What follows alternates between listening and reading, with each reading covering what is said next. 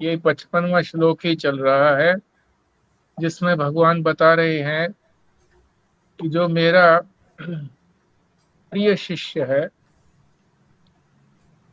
मुझे अत्यंत प्रिय है, वो ज्ञानी भक्त है। क्योंकि वो मुझे मेरा सब कुछ जानता है। क्या क्या जानता है, ये भगवान ही अपने मुख से बता रहे हैं। एक तो ये बताते हैं भगवान कि वो मुझको माया की उपाधि से मैं जो जो रूप धारण करता हूँ उसको वो जानते हैं। मेरा ज्ञानी भक्त जानता है क्या रूप धारण करते हैं ईश्वर, हिरण्यगर्भ और विराट। ये उनका समष्टि रूप है। और व्यष्टि रूप प्राज्ञ, तेजस और विश्व है। और ये जो व्यष्टि रूप है, व्यक्ति रूप है, ये समष्टि रूप से भिन्न नहीं हो सकता। और फिर ये भी बताया कि जो तीन अवस्थाएं हैं, उन तीन अवस्थाओं के अंदर व्यष्टि का यानी व्यक्ति का जागृत में क्या अनुभव होता है। वो इंद्रियों से विषयों की उपलब्धि करता है। और स्वप्न के अंदर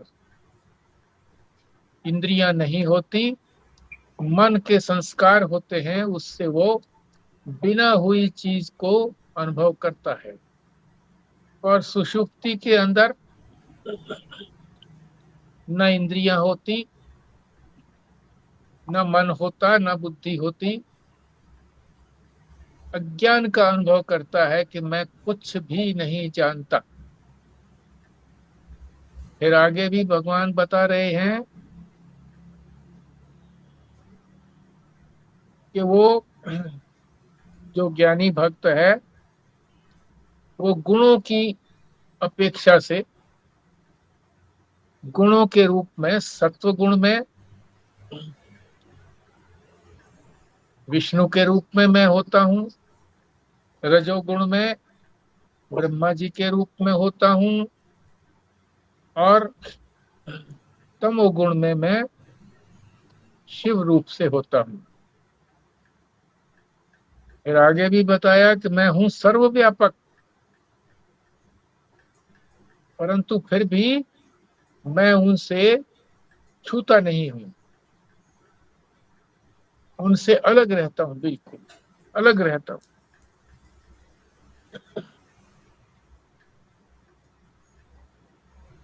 फिर ये बताते हैं कि परमेश्वर व्यापक है। और वो जो व्यापकता है वो किसी एक देश के अंदर सीमित नहीं है। एक देश का मतलब एक स्थान में सीमित नहीं है, और किसी एक समय में सीमित नहीं है, और एक किसी वस्तु के भाव से सीमित नहीं है। ये तीनों चीजें, देश काल वस्तु, उसको सीमित नहीं बनाते। सीमित बनाने वाले ये तीन ही हैं, देश काल और वस्तु, जिससे हम लोग सीमित रहते हैं। एक ही स्थान में है हम, दूसरे स्थान में नहीं है, हम सीमित हो गए। एक ही समय में, एक में समय में हम यहाँ पर हैं, किसी और समय में हम यहाँ नहीं नहीं थे, या नहीं रहेंगे भी नहीं किसी अन्य समय में। इसी तरह से एक वस्तु के रूप में हम हैं, दूसरी वस्तु कहीं और है, वहां मैं नहीं हूं। तो ये भी अंतर बताया अपनी व्यापकता का, कि मैं किसी भी प्रकार से सीमित नहीं हूं, परिच्छिन्न नहीं हूं। फिर आगे ये बताया कि जब ज्ञान होता है, यानी जिसको हम ज्ञानी कहते हैं, ज्ञानी भक्त, वो मेरे में प्रवेश करता है। और प्रवेश करने में और ज्ञान होने में कोई समय का अंतर नहीं है, समकाल। जहां उसको ज्ञान हुआ वहीं वो प्रविष्ट हुआ। इसका क्या मतलब हुआ कि वो पहले से ही प्रविष्ट था। जब तक अज्ञान था तो अपने प्रविष्टता को नहीं जानता था कि मैं उसी में हूं, मेरे में और उसमें भेद नहीं है, ये जानता नहीं था। तो जब ये जान लिया तो भेद रहा ही नहीं, क्योंकि मैं पहले से ही उन्हीं के अंदर समाया हुआ था। ये भी बताया। फिर ये भी बताया कि जब तक हमको पता नहीं होता है तो हम इसी प्रकार से जानते हैं अपने आप को, सीमित आदि, जैसे कर्ण को हुआ था। है तो वो भी ब्रह्म, जैसे सभी ब्रह्म हैं, इसी तरह से बताया कि अज्ञात ब्रह्म है सभी। जीव भी ब्रह्म ही है, पर अभी जानता नहीं है, अपनी ब्रह्मता का ज्ञान नहीं है, इसलिए अज्ञात ब्रह्म कहा। और जब ज्ञान हो जाता है तो फिर ज्ञात ब्रह्म हो जाता है। कर्ण का उदाहरण दे करके बताया कि कर्ण अपने आप को क्षत्रिय नहीं मानता था। जब सूर्य भगवान ने और कुंती ने उसकी वास्तविकता बताई कि तू क्षत्रिय ही है, तो वो उसी समय क्षत्रिय नहीं हुआ, क्षत्रिय पहले से ही था, ऐसा वो जान गया। यहां तक की बात हो चुकी थी पिछले 2-3 दिनों में। अब आगे शंका उठा रहे हैं भाष्यकार स्वयं। भाष्यकार का तात्पर्य आदि गुरु शंकराचार्य। उन्होंने क्या शंका उठाई कि जब ज्ञान हो गया, भगवान ये कहते हैं कि ज्ञान होने के बाद फिर ज्ञान निष्ठा से मुझे जानता है, ज्ञान से मुझे नहीं जानता, ज्ञान निष्ठा से जानता है। जब उसको ज्ञान में निष्ठा हो जाती है तभी मुझे जानता है, उससे पहले नहीं जानता। ये शंका उठाई है शंकराचार्य ने हमारे लिए कि क्या अंतर है ज्ञान और ज्ञान निष्ठा में। जैसे हम तो देखते हैं कि सामने कोई मटका पड़ा हुआ है तो हमने उसको देख लिया, अब चाहे हम उसको 2 घंटे तक भी देखते रहें तो वैसा ही दिखता रहेगा। उसके लिए फिर उसी ज्ञान को, जो हमें मटके का ज्ञान हुआ, कोई अंतर तो आएगा नहीं। तो ज्ञान निष्ठा क्यों कहा, ज्ञान और ज्ञान निष्ठा में अंतर क्या है, ये शंकराचार्य ने हमारी ओर से शंका उठाई। उसका फिर जवाब देते हैं स्वयं, जो है वो अपने आप ही जवाब देते हैं। शंकराचार्य जी कहते हैं कि ज्ञान अभी पक्का नहीं हुआ, क्योंकि हमको विरोधी ज्ञान भी तो है। हमने अपने आप को ब्रह्म जान लिया, और पहले हम अपने आप को शरीर आदि जानते थे। तो शास्त्र ने कहा है, शास्त्र का शब्द है, शास्त्र के शब्द से तो ये ज्ञान हो रहा है कि मैं ब्रह्म हूं, और मन से हमारे दूसरा ज्ञान हो रहा है कि मैं शरीर आदि हूं। अभी वो दृढ़ता नहीं आई है मन बुद्धि में। इसीलिए संशय हो जाता है, दो कोटि का ज्ञान हो जाता है। दो कौड़ी नहीं कह रहे हम, दो कोटि, दो तरह का ज्ञान हो जाता है। ये संशय बना रहता है कि मैं मन बुद्धि चित्त अहंकार वाला हूं, या मैं इनसे परे ब्रह्म हूं। ये तो मुझे सीमित करने वाले हैं। तो इसके लिए कहा है कि जब तक इस आत्मा के अनुभव का हमें उसके अंदर निष्ठा नहीं हो जाती, कि हर समय व्यवहार के अंदर भी हमको ये मालूम पड़ता रहे कि मैं ब्रह्म ही हूं, तब तक निष्ठा नहीं हुई है, तब तक हमारा ज्ञान दृढ़ नहीं हुआ है।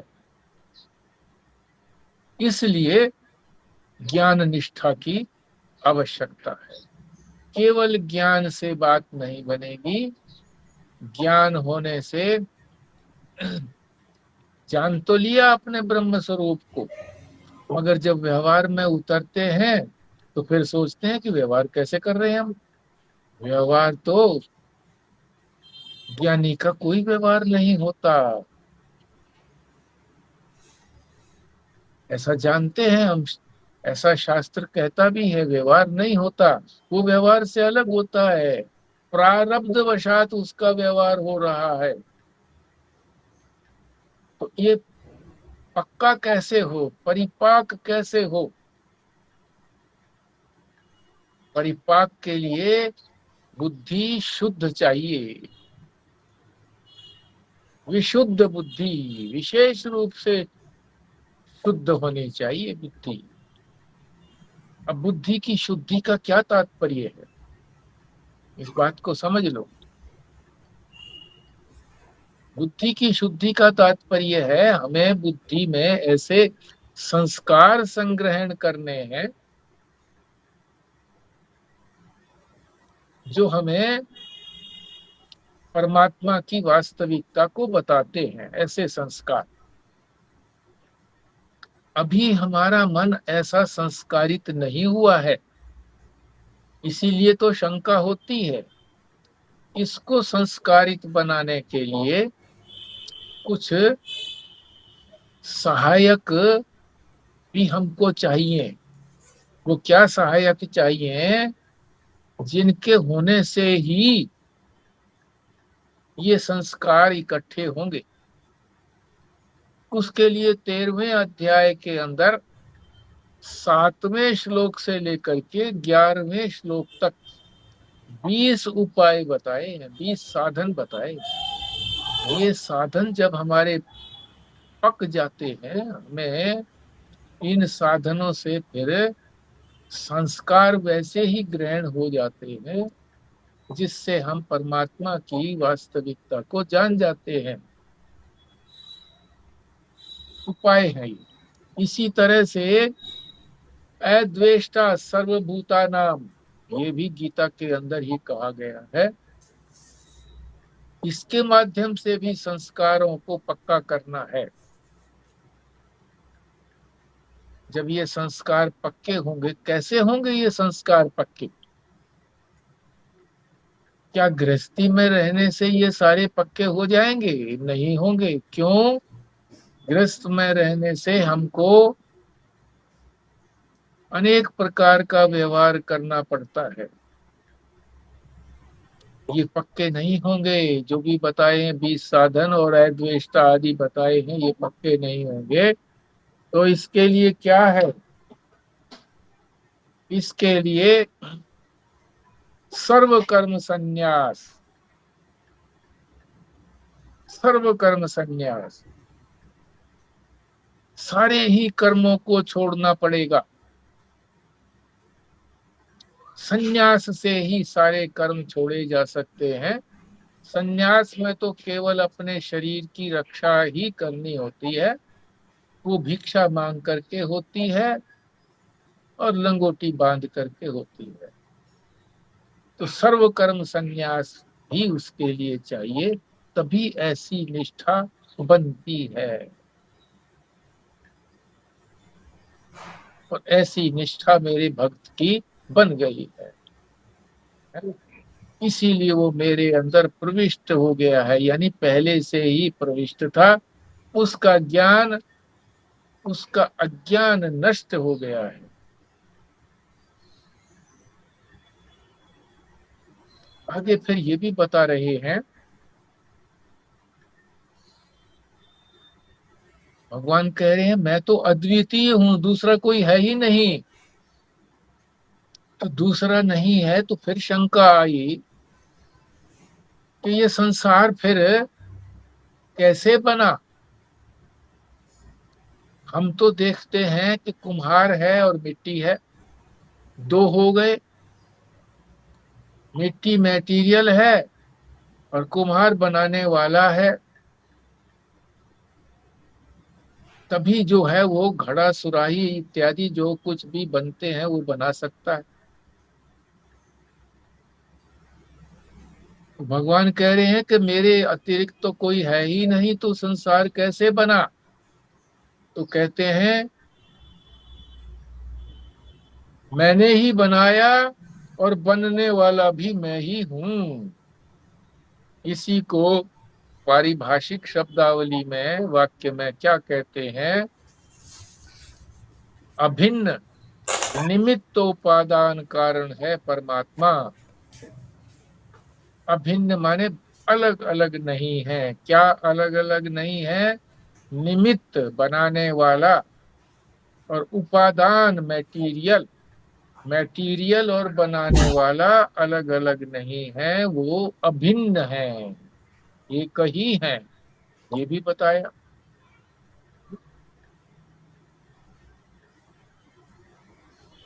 फिर आगे और एक विशेष बात बता रहे हैं भगवान। क्या कह रहे हैं? मैं को हम क्या कहते हैं? प्रत्यक आत्मा, जो हम स्वयं हैं, स्वयं है। प्रत्यक आत्मा हम स्वयं हैं। और एक हमको पता है कि एक परमात्मा है, ब्रह्म है।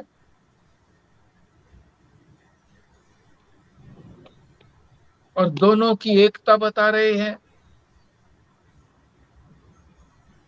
कि जीव ब्रह्म ही है। शास्त्र कहता है कि जीव में और ब्रह्म में कोई अंतर नहीं है। ऐसा कैसे है? तो शंका ये होती है कि ठीक है मैं हूं, इसका तो मुझे हर समय अनुभव है, इसके लिए किसी प्रमाण की, इंद्रियों की जरूरत नहीं है। मैं जानता हूं अपने आप ही, मैं हूं और मैं जानता हूं।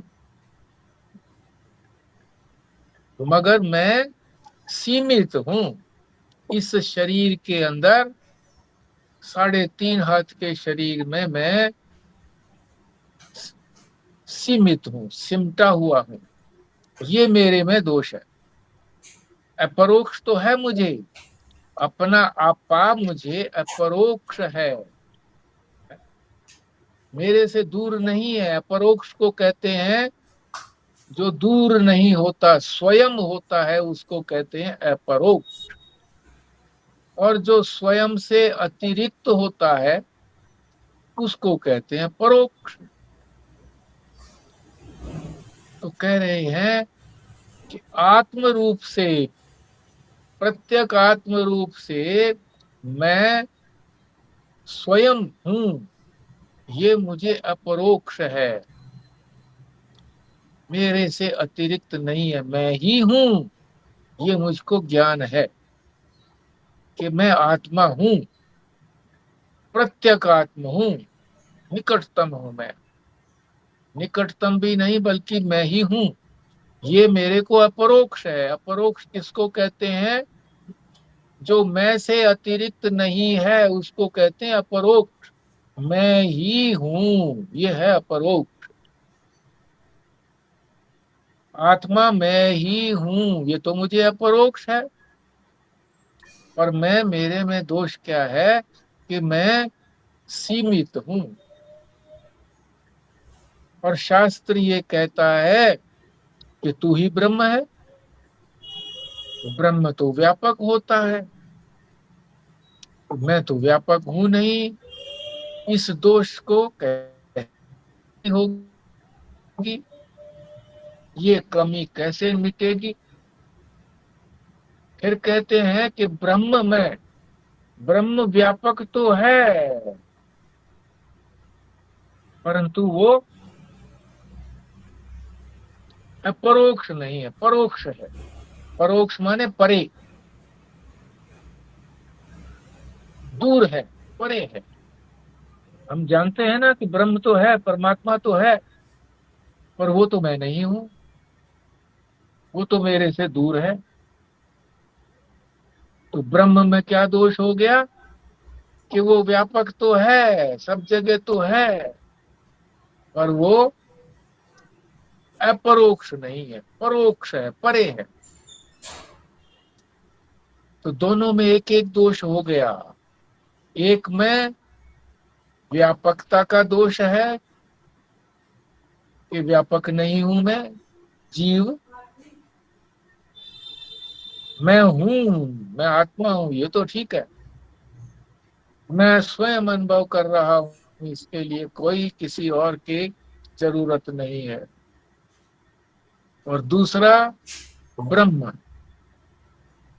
व्यापक तो है पर वो परोक्ष है, परे है। तो इसकी निवृत्ति कैसे होगी? परोक्षता की निवृत्ति जो ब्रह्म में है, और सीमितता की निवृत्ति जो जीव में है, ये कैसे दूर होगी? तभी दूर हो सकती है जब दोनों एक हों, जीव और ब्रह्म दोनों एक हों, तो दूर हो गया। ब्रह्म की जो परोक्षता थी वो दूर हो गई। जब मैं रूप ही हूं, मैं ब्रह्म जो हूं वो मैं रूप ही हूं, तो ये उसकी परोक्षता दूर हो गई, अपरोक्ष हो गया ब्रह्म। और जीव जो है वो भी सीमित नहीं है, वो ब्रह्म ही है, तो वो व्यापक हो गया। तो उसकी सीमितता दूर हो गई और ब्रह्म की परोक्षता दूर हो गई। इसीलिए कहा है कि ब्रह्म और आत्मा अलग अलग नहीं है। जब ये बोध हो जाता है तभी कहा जाता है कि उसका ज्ञान हो, उसको ज्ञान हो गया, ज्ञान निष्ठा हो गई उसकी। तो ये बहुत बड़ी बात है कि दोनों में कमियां हैं। मैं हूं, अपने आप को जानता हूं मैं, इसके लिए किसी सहायता की जरूरत नहीं है, किसी से हमारी इंद्रियों की भी जरूरत नहीं है। मैं जानता हूँ, आंख नहीं है तो भी मैं बैठा हूँ जानता हूँ, अंधा हूँ तो भी जानता हूँ, कान से सुनता नहीं हूँ, बहरा हूँ तो भी मैं जानता हूँ अपने आप को कि मैं हूँ।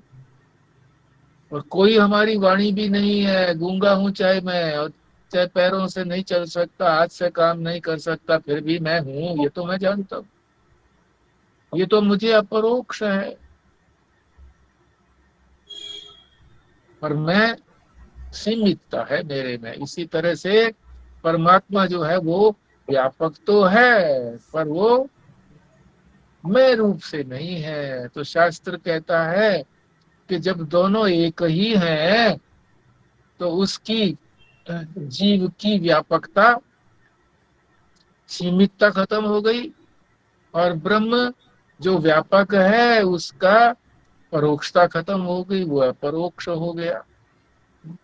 तो अपरोक्ष भी हो गया और व्यापक भी हो गया है। दोनों की एकता को ही ब्रह्म ज्ञान कहा जाता है। ये बहुत बड़ी बात है वेदांत की। आगे चलते हैं। भाष्यकार फिर कहते हैं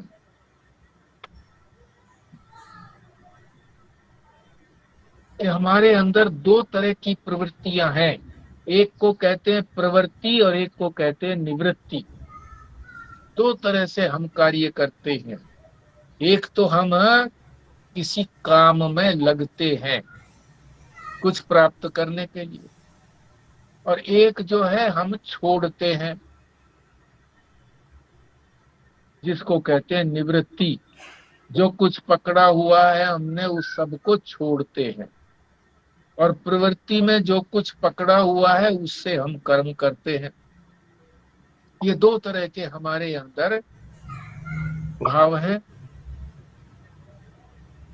और सारा ही जो वेदांत है, जितना भी वे इतिहास है, पुराण है, स्मृति ग्रंथ है, वो सारे कहते तो यही है कि हम सिर्फ निवृत्ति का ही हम उपदेश देते हैं, प्रवृत्ति का नहीं देते उपदेश, निवृत्ति का उपदेश देते हैं।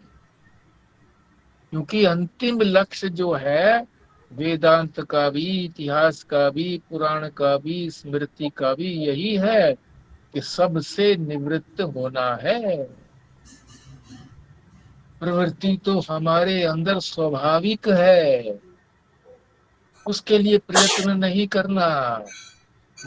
तो ऐसे कैसे होगा? तो फिर तो ये हमारा जो है वेदांत शास्त्र, जो ब्रह्म शास्त्र है, ब्रह्म विद्या है, ये तो व्यर्थ हो गई। क्यों बोलते हैं ऐसा वो कि हम तो केवल निवृत्ति करते हैं। प्रवृत्ति जो है वो किस लिए करते हैं? फिर प्रवृत्ति भी कर बताते हैं शास्त्र, मगर वो प्रवृत्ति इस ढंग की बताते हैं कि जिससे हमारी जो स्वाभाविक प्रवृत्ति है, जो जन्म से हम कर्म में लगे रहते हैं, इस कर्म को हटाने के लिए ही है, वो भी निवृत्ति ही है। जो प्रवृत्ति बताएंगे कि धर्म को मानो, शास्त्र की आज्ञा का पालन करो, जो छोड़ने वाली चीज शास्त्र बताता है उनका निषेध करो और ये करो, इसके करने से हम निवृत्त होंगे। जो हम पहले से कर्म में लगे हुए हैं वो कर्म निवृत्त होगा, और जो शास्त्र ने कर्म बताया है उससे निवृत्ति हो जाएगी, उससे भी निवृत्ति हो जाएगी, और हम आगे निवृत्ति की ओर बढ़ेंगे। ये भी विशेष बात बताएं। ये कब होगा? जब संन्यास लेंगे तभी हो पाएगा। क्योंकि संन्यास में और कोई काम नहीं है, बस भिक्षा कर ली, लिया है, खा लिया, बस। और कोई काम ही नहीं है, व्यवहार ही नहीं है। मगर जब तक व्यवहार रहेगा तब तक हमारे अंदर प्रवृत्ति भी चलती रहेगी, व्यवहार में प्रवृत्ति होती है, और हम निवृत्ति के लिए भी प्रयत्न करेंगे तो नहीं हो पाएगा। संन्यास लेना पड़ेगा, वो भी सर्व कर्म संन्यास। बस एक ही कर्म, भिक्षा, भिक्षाटन का ही कर्म, कोई कर्म। फिर आगे भी बताते हैं।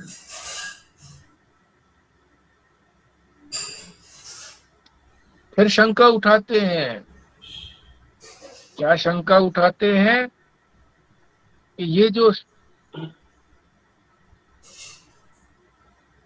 प्रशंसा भी तो करते हैं, शास्त्र प्रशंसा भी तो करता है कि तू ये कर तो ये फल मिलेगा, ये कर तो ये फल मिलेगा।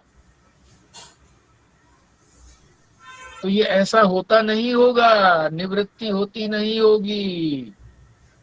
ये केवल प्रशंसात्मक शब्द कहे गए कि निवृत्ति करो, प्रशंसा रूप से कहे गए। तो कह रहे नहीं, प्रशंसा है, ये हो सकता है, होता है ऐसा। ये प्रशंसा के शब्द नहीं है। प्रशंसा के शब्द इसलिए कहे जाते हैं, लगते हैं कि एक बार शास्त्र की तरफ आए तो सही, जब वो तब काम है के कारण वो आएगा। उस कामना निवृत्ति के लिए वो कर्म बताते, कि कामना अगर पुत्र प्राप्ति की है तो पुत्रेष्टि यज्ञ बता देते हैं।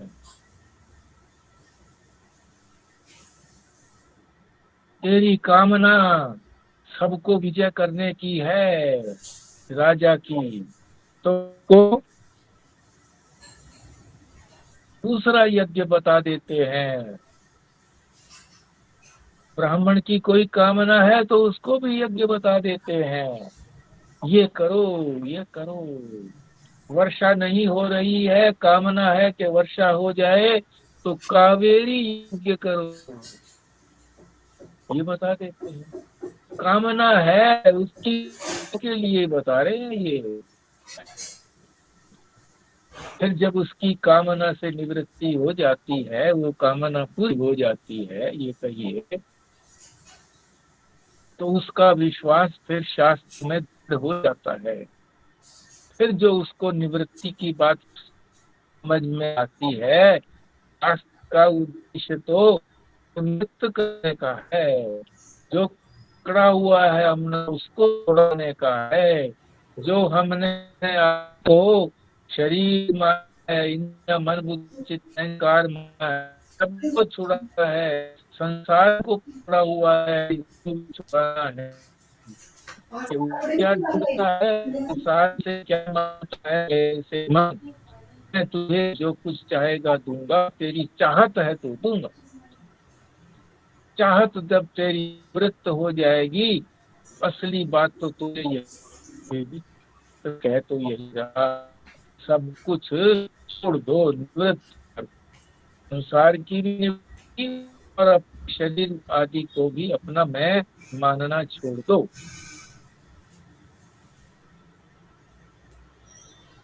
आगे फिर बताते हैं कि कुछ ये कहते हैं कि ऐसा संभव हो सकता है जब मृत्यु हो जाए, जब तक जीवन है तब तो होता है, ऐसा नहीं हो सकता, जैसा होगा। तो फिर ऐसा कहते हैं वो लोग, कुछ यार है, थोड़ी बहुत है, तो सारा है कहते नहीं, उसको कहते वो लेख आवाज मात्र, ठीक थोड़ी नहीं आ रही जी। कविता की गंध तो रहती होगी। अच्छा, हाँ, नेटवर्क नहीं है। हाँ जी बोलो जी आप। हाँ, आवाज अच्छा, नहीं आ रही ठीक तो से। कब से नहीं आ रही है? 2-4 मिनट। कितनी देर हुई? 2-4 मिनट। अच्छा, तो 2-4 मिनट तो बहुत होते हैं भाई, पहले ही बताते तो फिर। उस दिशा वाली बताई थी कि मरने के बाद ऐसा होता होगा, ये ठीक से सुना जी आपने? नहीं सुना जी, दोबारा सुनाओ जी। नहीं सुना। हाँ हाँ हाँ। कुछ आचार्य ये कहते हैं कि जिन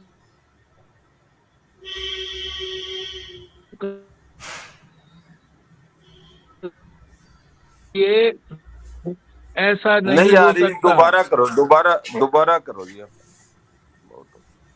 अच्छा, दोबारा ज्वाइन करूं या क्या करूं, मैं बोलूं? दोबारा ज्वाइन करो, दोबारा करो। अच्छा,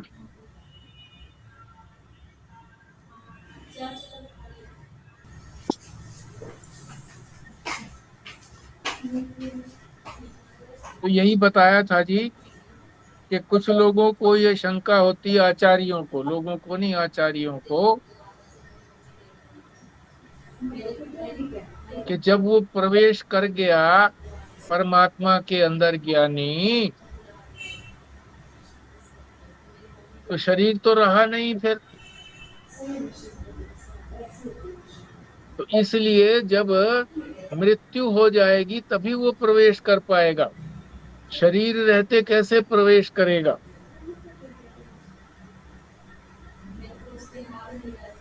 जब शरीर नहीं रहेगा तभी प्रवेश करेगा, ऐसे आचार्यों की कुछ प्रतिक्रिया है। तो कहते हैं ऐसा नहीं है। वो ये भी कहते हैं आचार्य लोग कि कुछ न कुछ तो अविद्या रहती होगी तभी तो व्यवहार करता है। विद्या रूप से तो प्रवेश कर गया, मगर थोड़ी बहुत अविद्या, अविद्या का लेश रहता होगा, अविद्या की गंध रहती होगी, अविद्या की छाया रहती होगी, तभी तो वो व्यवहार भी करता है ना ज्ञानी। व्यवहार तो करता है ज्ञानी भी, खाता भी है, पीता भी है, चलता भी है, सब कुछ करता है। तो निष्ठा नहीं हो सकती जब तक, ऐसा आचार्य लोग कुछ कहते हैं कि जब तक शरीर रहेगा तब तक नहीं होगी निष्ठा। शरीर जाने के बाद यानी मृत्यु के बाद ऐसा होगा। पर इसका समाधान देते हैं कि नहीं, शरीर दिखना बंद होना अलग बात है। ये तो दूसरों को दिखता है कि शरीर नहीं रहा मृत्यु के बाद। मृत्यु से पहले जीते जी भी शरीर को छोड़ चुका है ज्ञानी। ब्रह्म ज्ञानी जीते जी शरीर को छोड़ चुका है। जीवन मुक्ति है।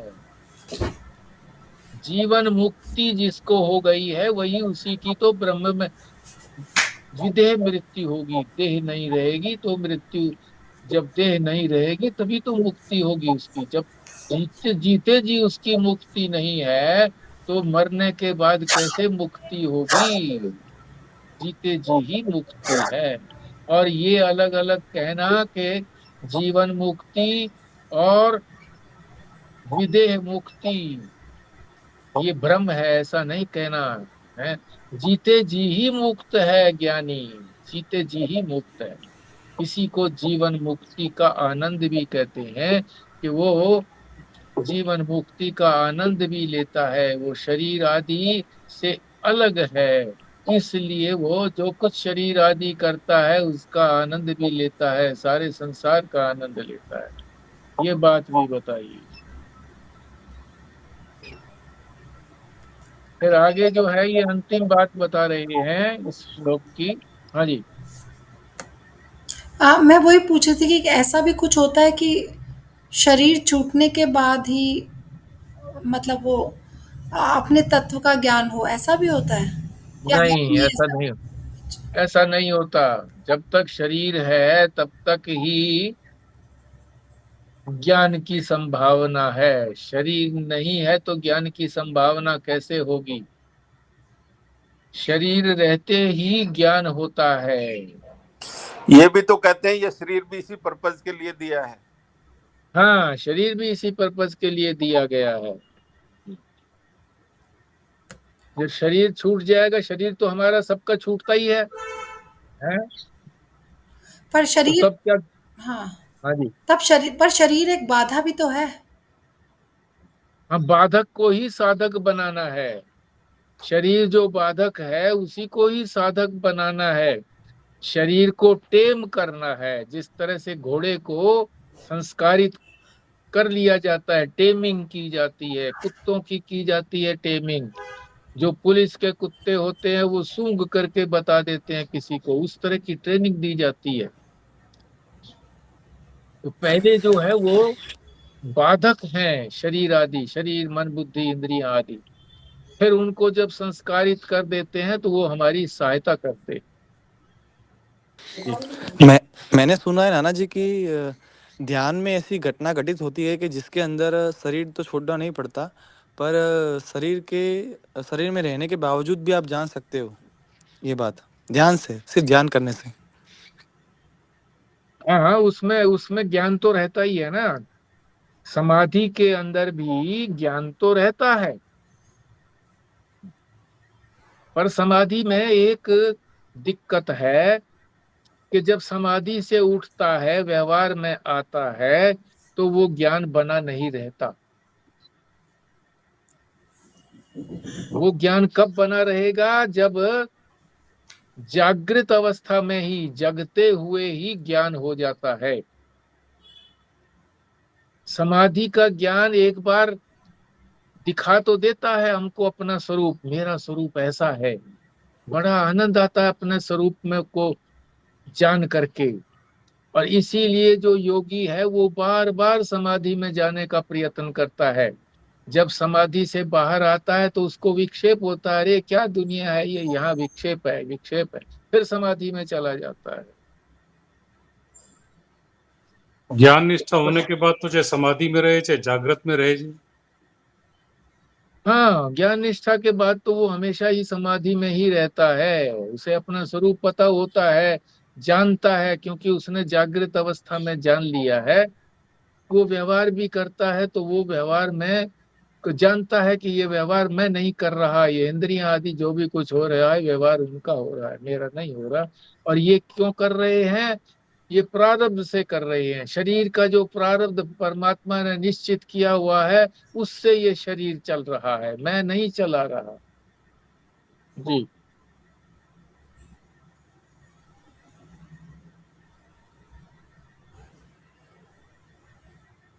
अगली बात ये है कि वेद जो है वो इस प्रवृत्ति का फल जो बताया वेद ने, कि जितनी हम प्रवृत्ति करते हैं, कर्म में लगे रहते हैं, उतना ही हम बंधते हैं। बंधन का कारण है प्रवृत्ति। और निवृत्ति जितना जितना हम छोड़ते हैं उतना जो है वो मोक्ष का कारण है। और सब कुछ छोड़ दिया तो मोक्ष हो गया। फिर थोड़ा मोक्ष नहीं रहा। जिसको हमने छोड़ा उससे हम मुक्त हो गए, जिस जिसको छोड़ा। और सब कुछ छोड़ दिया तो सब चीजों से ही मुक्त हो गए, उसको कहते हैं मोक्ष। यही है ना सर्व कर्म संन्यास जिसको आप कहते हैं। यही सर्व कर्म संन्यास है कि सब कुछ छोड़ दिया तो मोक्ष हो गया। छोड़ नहीं पाते हैं हम, इसीलिए इनको जो बाधक बने हुए हैं हमारे, क्यों नहीं छोड़ पाते? हमारा शरीर बाधा देता है, हमारा मन बाधा देती है, इंद्रियां बाधा देती हैं, बुद्धि बाधा देती है। इन सबको हमने ट्रेंड करके हमारे सहायक बना लिया। और अब सहायक से काम ले लिया तो ये भी नहीं रहे। जब ये पता लग गया कि ये है ही नहीं, बस जितना इनसे काम लेना था ले लिया, फिर छोड़ दिया। इसी को नैष्कर्म सिद्धि भी बोलते हैं। बिल्कुल इसी को ही नैष्कर्म सिद्धि बोलते हैं कि कर्तापन अब रहा ही नहीं, तो ये मैं मोक्ष कर के सकता ही पर्यायवाची, नहीं। हाँ जी। मोक्ष के पर्यायवाची हैं क्या ये सब? हाँ, मोक्ष के पर्यायवाची।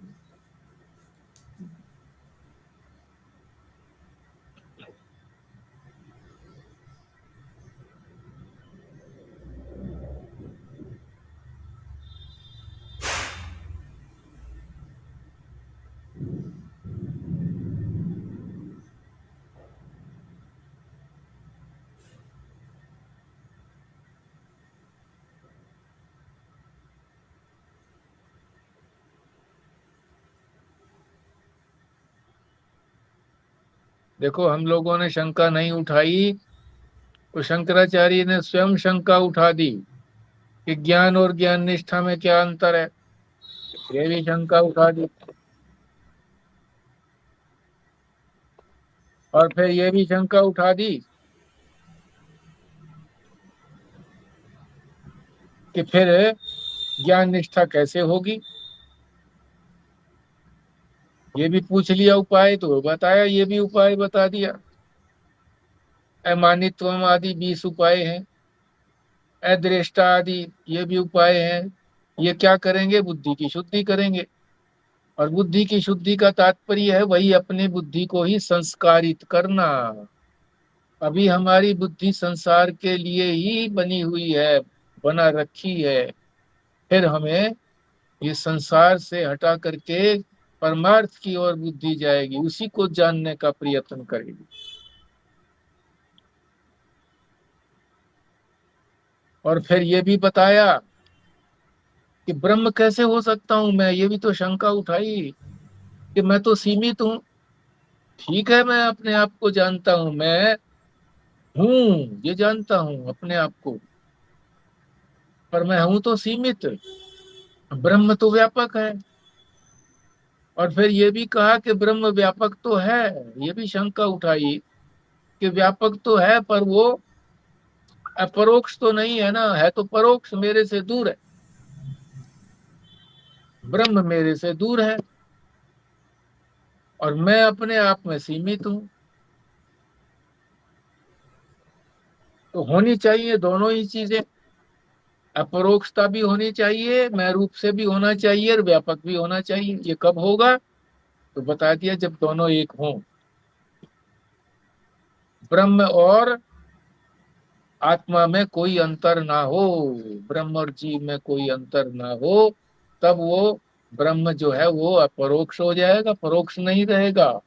और जो जीव है वो इस सारे अपने इस 3.5 हाथ के शरीर में सीमित नहीं रहेगा, वो भी व्यापक हो जाएगा। ये भी बताया, ये शंका जो आई इसको भी दूर किया। ये प्रत्यक्ष, तो परोक्ष और अपरोक्ष, हाँ जी। एक बार ये शब्दों का फिर जरा सा खुलासा किया जाए, कभी हाँ पूरा क्लियर हाँ नहीं होता। इसमें कहते हैं ईश्वर भी परोक्ष है, हाँ हाँ, ठीक इसलिए बात।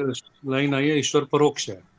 हाँ बिल्कुल ठीक कहा आपने। तो अब जैसे पहले तो उदाहरण हम देते थे, जैसे स्थूल उदाहरण की, किसी ने अमेरिका के बारे में आके बताया हमारे को कि जी ऐसा है, अमेरिका ऐसा है, तो हम्म हमारे को परोक्ष ज्ञान हो गया, हम्म मतलब दूर का ज्ञान हो गया, उसने बताया करके हमने नाम सुन लिया, जान लिया, देख लिया ऐसे। हम्म प्रत्यक्ष हम्म तो जो हमारे सामने जो चीज है वो प्रत्यक्ष दिख रही है। परोक्ष वो हो गया, किसी ने आकर के बताया, जैसे अब हम्म शास्त्र में पढ़ रहे हैं, सदगुरु के वचन सुन रहे हैं, उन्होंने बताया भी मैं सच्चिदानंद हूँ, हम्म और हमने सुन लिया, मान भी लिया कि चलो सच्चिदानंद हूँ, तो ये परोक्ष ज्ञान हो गया। हम्म बट जब वही और जीव और आत्मा की जब एक रूपता हो गई, ब्रह्म और आत्मा परमात्मा एक हो गया, तब वो अपरोक्ष ज्ञान हो गया।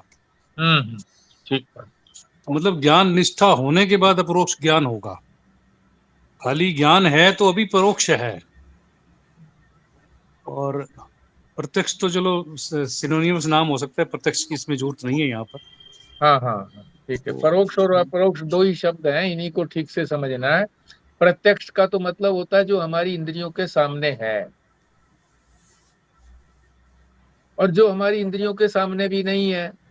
कौन नहीं है? परमात्मा। हम परमात्मा को अब कोई आंखों से तो देख नहीं सकते, इसीलिए तो शंका रहती है लोगों को कि जब परमात्मा दिखता नहीं है तो परमात्मा है ही नहीं, क्योंकि हम तो उसी चीज को सच्चा मानते हैं जो हमको सामने दिखती है। तो दिखता तो है नहीं, तो इसलिए परमात्मा नहीं है। तो इसका मतलब है परोक्ष है, दूर है। और मैं रूप से मैं अपने आप को जानता ही हूं, मैं हूं। इसके लिए किसी प्रमाण की जरूरत नहीं है, कोई शास्त्र की जरूरत नहीं है, मैं जानता ही हूं, मैं हूं। इसको कहते हैं अपरोक्ष। मैं रूप से होना, इसको कहते हैं अपरोक्ष। और जो मैं से अतिरिक्त है, मैं से अलग है, दूर हो या नजदीक भी हो, वो है परोक्ष। मैं से अतिरिक्त, मैं से अलग जो भी पदार्थ है वो है परोक्ष, और जो मैं रूप से है वो है अपरोक्ष। तो जो परमात्मा परोक्ष था, जब तक हमको ज्ञान नहीं था, जब शास्त्र ने बताया, जब हमारी सारी तैयारी हो गई, अपने संस्कारों को हमने दृढ़ कर लिया, जो हमारे बाधक थे, शरीर आदि, स्थूल शरीर और सूक्ष्म शरीर, उनको ऐसा ट्रेंड कर लिया कि अब उन्हीं की सहायता से हमने ये जान लिया कि मैं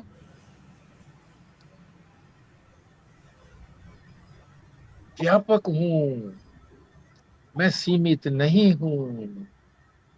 तो ये सारे जिनकी उपयोगिता अब रही नहीं है, तो उसको अब किस लिए रखेंगे? अब शरीर हमारे वो रहा ही नहीं जिसको हम मैं मानते थे। अब तो मैं अपनी आत्मा को ही मैं मानता हूं। अपनी व्यापकता को ही मैं मानता हूँ, अब व्यापक हूं मैं, ये जान लिया मैंने। वेद तो ये भी कहता है कि वेदा अवेदा भवंती, जब आदमी को ज्ञान हो जाता है तो फिर उसके लिए वेद की कोई उपयोगिता नहीं है। अब चाहे वो सारे वेद के ग्रंथ उसके लिए गंगा जी में चले जाएं, उसको कोई तात्पर्य नहीं है। अब अवेदा हो गया उसके लिए, वेद अब अवेद हो गए, अब उसके लिए कोई जरूरत नहीं है। यहां तक कि अपना भी निषेध करता है वेद। वेद पहले कहता है कि वेद के अनुसार चलो, और जब वेद का पर्पस पूरा हो गया, उद्देश्य पूरा हो गया, तो कहता वेद को जरूरत ही नहीं है, अवेदा भवंती। तो अपरोक्ष और परोक्ष का तात्पर्य यही हुआ। अपरोक्ष जो है वो तो होता है मैं रूप से, मैं हूं, ये अपरोक्ष है मुझको। क्या मतलब है? ना तो वो दूर है और ना वो सामने है हमारे आंखों के, उसी को अपरोक्ष कहते हैं। जो दूर भी नहीं है, मैं रूप से है, और जो सीमित भी नहीं है।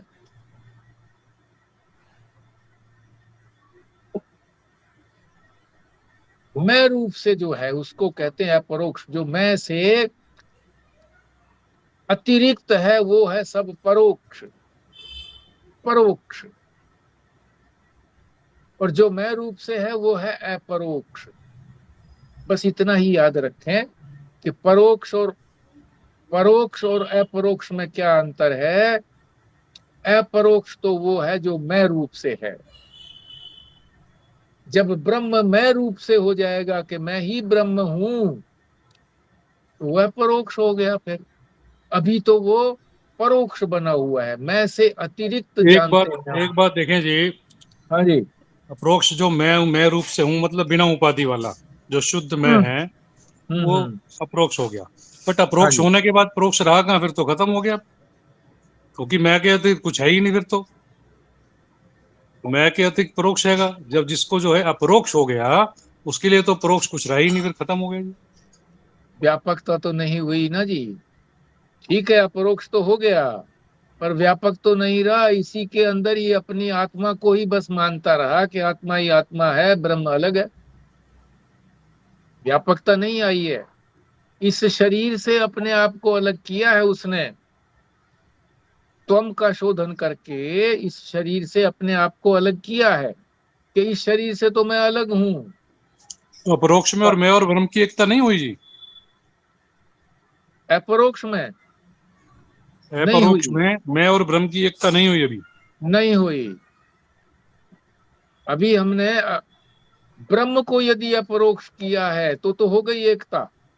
ब्रह्म को भी हमने अपने अंदर ही अनुभव कर लिया है तो हो गई। और सिर्फ हमने अभी ब्रह्म अलग ही है हमारा, और हमने अपने शरीर को ही निकाल करके अपना अपरोक्ष किया है। आत्मा हमको अपरोक्ष हो गई है अभी। अभी आत्मा अपरोक्ष है। पहले आत्मा भी, शुद्ध आत्मा हमको अपरोक्ष नहीं थी, अशुद्ध रूप से ही आत्मा अपरोक्ष थी। ये बात समझ लो, अशुद्ध रूप से थी, यानी मिले जुले रूप से आत्मा अपरोक्ष थी। अपरोक्ष तो पहले भी थी, मगर मिले जुले रूप में थी। शरीर को भी मैं जानता था, इंद्रियों को भी, मन बुद्धि को भी मैं जानता था, तो मिले जुले रूप में थी। अब हमने इसको अलग करके अपरोक्ष तो जान लिया, मिले जुले रूप से नहीं बल्कि शुद्ध रूप से आत्मा को मैंने अपना आपा जान लिया कि मैं अपना आपा मेरा शुद्ध है, अपरोक्ष है। पहले जो अपना आपा था वो मिले जुले रूप में था। जब हम अब सबको मिले-जुले रूप को कहते हैं, वो तो फिर अज्ञान ही है ना। अभी तो उसमें हाँ, अज्ञान, अपरोक्ष, तो अज्ञानी। वो तो अज्ञान है, अभी तक तो फिर कुछ हुआ ही नहीं है। तो ये आप लॉजिकली तो ठीक कह रहे हो, पर मेरे को लगता है जब हम अपरोक्ष बोलते हैं वर्ड, तो उसका मतलब यही होता है कि हमने अपने आप को तो शुद्ध रूप में जान ही लिया और हमने ब्रह्म को भी अपरोक्ष कर लिया है। उसी को तो अपरोक्ष स्थिति कहते हैं ना, जब ब्रह्म को भी अपरोक्ष हमने माना। नहीं, नहीं, अब भी अपरोक्ष है हमको। अज्ञान जो है वो अपरोक्ष है। अज्ञान, मैं अज्ञानी हूं, ये हुआ कि नहीं हुआ? मैं अज्ञानी हूं, ये अपरोक्ष है मुझको। मतलब अज्ञान मेरे से अलग नहीं है अभी। अभी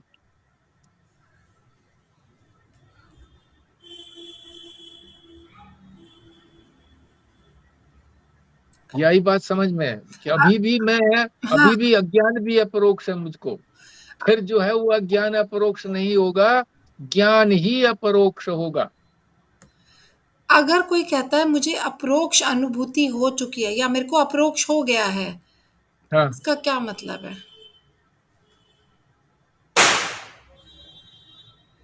अब ये तो देखो वही जानता है, अगर उसके अंदर ज्ञान का, अज्ञान का लेश भी है, अज्ञान है, अपने आप को शरीर आदि मान रहा है, अभी भी कह रहा है कि मैं मुझे अपरोक्ष हो गया। अपरोक्ष तो है ही है, सबको अपरोक्ष है, पर अज्ञान का अपरोक्ष है। हम तो नहीं जान सकते उसकी अपरोक्षता को। अपरोक्षता को तो जिसको अपरोक्ष है वही तो जानता है कि मुझे ज्ञान है और मुझे अज्ञान है, मैं अज्ञानी हूं या मैं ज्ञानी हूं, हम नहीं जान सकते। इसीलिए कहते हैं ये स्वयं संवेद्य विषय है, स्वयं संवेद्य विषय है। इसीलिए कहते हैं कि ज्ञानी से हम पूछते हैं जब कि आपको ज्ञान हो गया क्या, अगर वो ये कह दे कि हाँ जी मुझे ज्ञान हो गया, तो कोई विश्वास नहीं करता। और अगर वो कह दे कि मुझे अज्ञान है, तो फिर उसके पास आएगा किस लिए कोई। इसलिए वो कह शास्त्र का ही बात कह देता है कि जो ये कहता है कि मुझे ज्ञान हो गया वो भी ब्रह्म है, और जो ये कहता है कि मुझे ज्ञान नहीं है तो वो है ही ब्रह्म है, फिर उसके पास आएगा ही कौन। ये अभी शास्त्र हम, हाँ जी, शास्त्र की परिभाषा के अकॉर्डिंग हाँ जी, अपरोक्ष का मतलब क्या है? जो उनकी परिभाषा है शास्त्र में। अपरोक्ष किसका? अच्छा, ये मेंशन करना पड़ेगा? और क्या, अपरोक्ष तो हमको अभी भी है।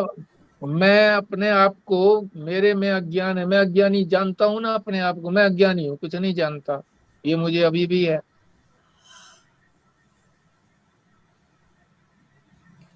मैं हूं ये भी कह रहा है सब, हमें ये भी पता है कि मैं हूं, और मैं अपने आप को जानता हूं, ये भी कह रहा हूं मैं अभी भी। मगर कैसे कह रहा हूं मैं हूं और मैं जानता हूं, पूरा नहीं जानता। मैं अपने आप को पूरा नहीं जानता। मैं हूं ये जानता तो हूं मैं, है, पर मैं कैसा हूं ये नहीं जानता। अभी मिले जुले रूप में जानता हूं, अभी मिले जुले रूप में मैं अपरोक्ष हूं। जब हम ये कहते हैं ना कि कुछ तो हमें अंश आता है, मैं का अंश, मैं हूं ये मुझे पता है, और मैं जानता हूं ये भी मुझे पता है, मगर मैं कैसा हूं ये नहीं जानता।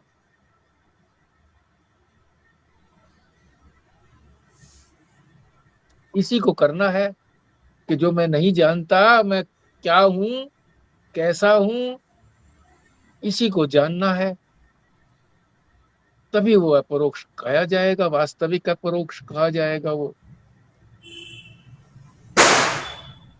ब्रह्म और आत्मा के अभेद को जानना ही अपरोक्ष ज्ञान है। ब्रह्म और आत्मा के अभेद को जानना ही अपरोक्ष ज्ञान है। तो फिर तो व्यापकता हो गई ना जी। फिर ये क्यों कहते हैं करके कि भाई अपने आप को जाना अभी मतलब सर्वव्यापक नहीं जाना, इसका मतलब जब मैं हाँ, और ब्रह्म एक सर्वव्यापक। हो गए तो सर्वव्यापकता हो गई। हाँ, या तो ये फिर कहे तो जी सर्व, अपने आप को जान लिया, अपरोक्ष ज्ञान हो गया, ठीक है। या फिर कहे जी अहम ब्रह्मास्मि जब आ गया उस स्थिति, उसके बाद अहम ब्रह्मास्मि तब व्यापकता आई। तब व्यापकता है। हाँ, बिल्कुल ठीक कहा। तो दोनों मोक्ष को मैं रूप हो गया, दोनों का मैं रूप हो गया, दोनों का शुद्ध मैं रूप हो गया। जो अशुद्धि उसमें थी ब्रह्म के अंदर, क्या अशुद्धि थी कि वो परोक्ष था, अब वो परोक्ष हो गया तो अशुद्धि, अशुद्धि दूर हो गई। और मेरी अशुद्धि क्या थी कि मैं सीमित था, ये मेरी अशुद्धि दूर हो गई। दोनों की तत् और त्वम, इसी को शोधन कहते हैं, तत् का शोधन और त्वम का शोधन। और जब दोनों की एकता होती है तभी कहते हैं तत्त्वमसि। समझ गए ना? बड़ी गूढ़ और बड़ी सुंदर बात है ये। सरल भाषा में कहें तो कहे जी अपने आप को जान लिया मैंने, आत्मानुभूति कर ली, आत्म साक्षात्कार हो गया, तो अप्रोक्षानुभूति हो गई। और जब कहे जी सर्वव्यापक, जब अहम ब्रह्मास्मि कह रहा है तो क्या मैं और ब्रह्म एक हो गया, तब सर्वव्यापकता आई। हाँ, तब सर्वव्यापकता आई। तो मोक्ष का मतलब तो ये हुआ कि जब ब्रह्म की अपरोक्षता हो गई। हाँ, ब्रह्म की अपरोक्षता हो गई और मैं की व्यापकता हो गई, ये भी बोलो ना साथ साथ। नहीं मतलब अगर मैंने यही समझ लिया कि ब्रह्म अपरोक्ष है तो फिर तो हो गया ना, सब खत्म, काम हो गया। ब्रह्म अपरोक्ष है मतलब इसका मतलब मैं तो ब्रह्म अपना। अपरोक्ष, ब्रह्म को ही अपरोक्ष हम अपने आप को अज्ञानी जानते हुए अपरोक्ष नहीं कर सकते हाँ, उसको इसका हम। मतलब हम ज्ञान तो कर ही चुके ना, तभी तो हमने अपने को भी जान चुके हैं, तभी हम ब्रह्म को भी अपरोक्ष मान रहे हैं। हम्म।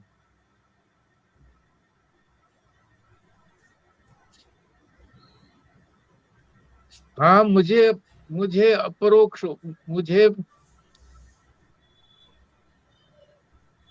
मैं ब्रह्म हूं ये जान लिया। अगर मैं ब्रह्म हूं यानी अपनी व्यापकता को जान लिया मैंने, और मैंने अपने आप को भी जान लिया और व्यापकता को भी जान लिया। मैंने अपने आप को जानने का क्या मतलब है? जो इसके साथ अविद्या बैठी हुई थी, शरीर आदि अविद्या से जान रहे थे हम, अज्ञान से जान रहे थे अपने आप को, इसको हटा दिया तो ये मेरा अपरोक्ष तो हो गया। मगर वो अपरोक्ष जो है वो सीमित रहा, आत्मा का ही अपरोक्ष हुआ, शुद्ध आत्मा का अपरोक्ष हुआ। पहले अशुद्ध आत्मा का अपरोक्ष था। त्वम का शोधन तो हो गया, त्वम का, तत् का शोधन नहीं हुआ। जब ब्रह्म को भी मैं रूप से हम जान लेंगे, मैं रूप से जान लेंगे कि मैं ही ब्रह्म हूं, तब वो तत् और त्वम का शोधन जब हो करके एकता होती है तो उसी को कहते हैं अपरोक्ष ज्ञान। मतलब पहले होता है आत्मज्ञान और बाद में होता है ब्रह्म ज्ञान। हाँ, ऐसा सरल है, ये सरलता है, क्योंकि अपने आप को जानना सरल है, परमात्मा को जानना क्योंकि वो दूर है मेरे से। पर एक बार मैंने यही प्रश्न पूछा था जी कि पहले जो है वो त्वम का शोधन होगा या तत् का शोधन होगा? तत् माने वो परमात्मा, और त्वम का मतलब मैं। पहले किससे प्रारंभ करें, ऐसा पूछा मैंने महाराज जी से। तो महाराज जी ने कहा कि देखो, प्रारंभ तो कहीं से भी करो, वहां से शोधन करोगे, तत् का शोधन करोगे तो फिर इनका शोधन करना पड़ेगा, मैं का शोधन करना पड़ेगा। पर मैं का शोधन ये सरल पड़ता है। पहले अपने आप को शुद्ध करो, तब हम परमात्मा की जो हमको अशुद्धि लगती है, वो अशुद्ध तो है नहीं वैसे परमात्मा, अशुद्धि लगती है उसको हम दूर कर पाएंगे। परमात्मा में तो फिर एक ही अशुद्धि हुई ना, जो वो परोक्ष है, बस यही अशुद्धि है ना, और तो हाँ, नहीं है। यही अशुद्धि हमारे में भी तो यही अशुद्धि है, और क्या है, सीमित हूं मैं। नहीं नहीं, पर हमारे इसमें में दो तो भी और कह भी सकते। है, हमारे में तो और भी। हाँ, हमारे में तो अज्ञान भी है, अज्ञान भी है, और फिर व्यापकता भी नहीं है, सीमितता है। उसमें केवल परोक्षता है, ज्ञान तो है उसमें, उसमें ज्ञान या अज्ञान तो नहीं हो सकता परमात्मा कभी। और ये भी अशुद्धि उनमें है नहीं, ये तो हमने बना दिया उनके अंदर। हाँ, उनकी माया को हमने जाना नहीं है, इसलिए हम, हमारा अज्ञान है, उनको नहीं जाना, इसलिए हमको लगती है कि उनके अंदर ये अशुद्धि है। उसी को माया कह रहे हैं, उनके अंदर माया है, ये अशुद्धि नहीं कहेंगे हम उसको। हमारे में तो कहेंगे अविद्या है, उनमें अविद्या नहीं कहेंगे, इसीलिए कहते हैं माया, उनमें माया है। और माया कुछ होती नहीं है। जब इस बात को हम जान लेंगे कि माया कुछ होती ही नहीं है, माया तो जैसे जादूगर जो है माया से दिखाता है, होता नहीं है कुछ भी। तो जब इस बात को जान लिया कि उनके अंदर भी माया ही है, ये माया से सब कुछ रूप धारण किया हुआ है उन्होंने, नहीं तो वो माया भी नहीं है उनमें बस। तो आज तो एक नई बात पता लगी और काफी क्लैरिटी भी हो गई। Thank you. हाँ, बार बार इसको क्लियर करना पड़ेगा, फिर धुंधल का हो जाएगा, धुंध फिर छा जाएगी, फिर करना पड़ेगा, फिर शंका आने लगेगी। पर ये पता लगना भी बहुत बड़ी बात है कि हाँ अब तो क्लियर हुआ। जैसे फिर मछली को भी पकड़, हाँ जी, फिर भी क्लियर होगा तो सिर्फ अपने दिमाग में क्लियर होगा।